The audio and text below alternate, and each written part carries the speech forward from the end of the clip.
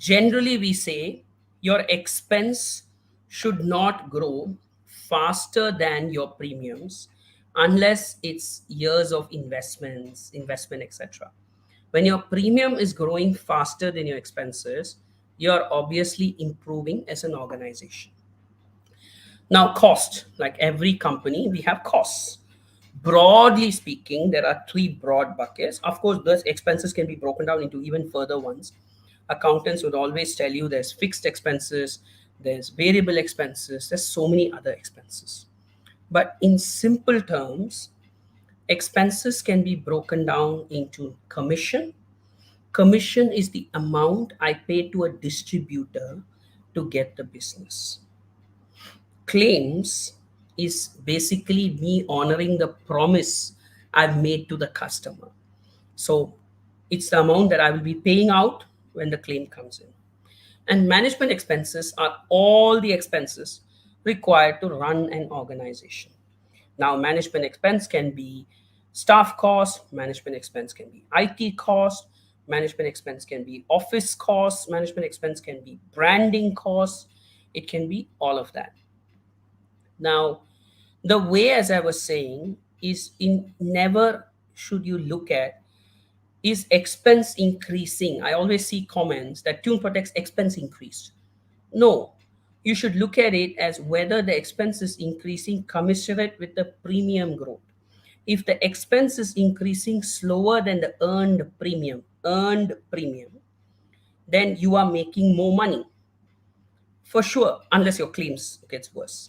And that is why it's important for your expense ratio to improve, not necessarily your expense should reduce.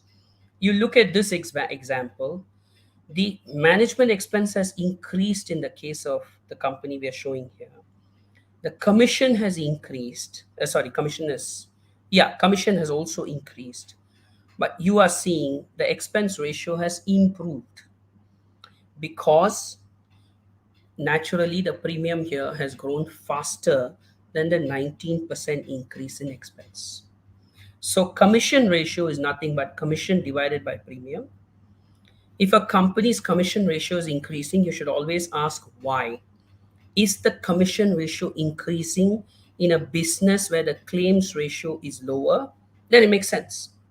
If the commission ratio is increasing in a business where the claims ratio is also higher, it doesn't make sense because then you're essentially paying out on both sides.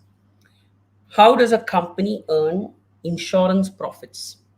Insurance profit is nothing but it's also called underwriting profit or underwriting margin or combined ratio. Let me explain that in very simple terms. Combined ratio it's also called combined operating ratio by certain people. Combined ratio is nothing but your denominator is your premium and your numerator is all the outlay, which is commission, claims, management expenses.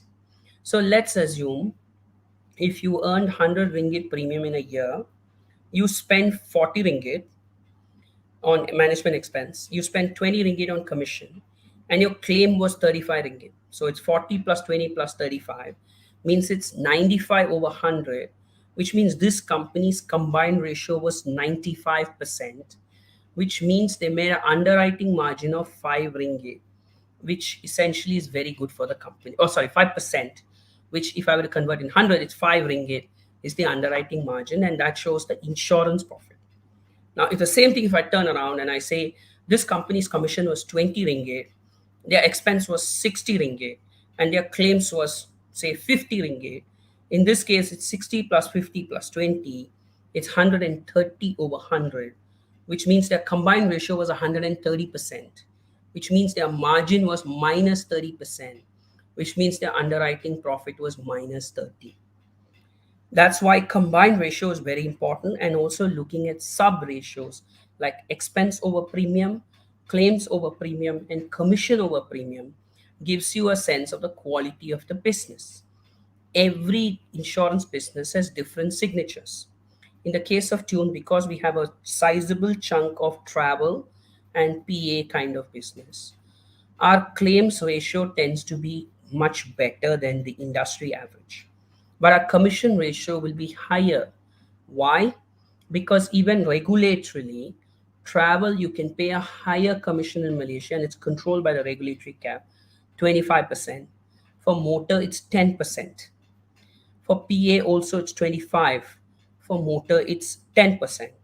So a company which has higher motor mix among your listed companies will have a claims ratio which is worse than us, because motor claims ratios are worse, but their commission ratio will be better than us. So there are nuances. Overall, always look at combined ratio. Is combined ratio getting to 100 and below, and how much below 100 it is, shows you the strength of the company. Because I always say, as an insurance CEO, sorry, my responsibility is to manage the insurance profit of the company. The investment is second, importance, and I'll come to that. So in summary, there are three kinds of situation.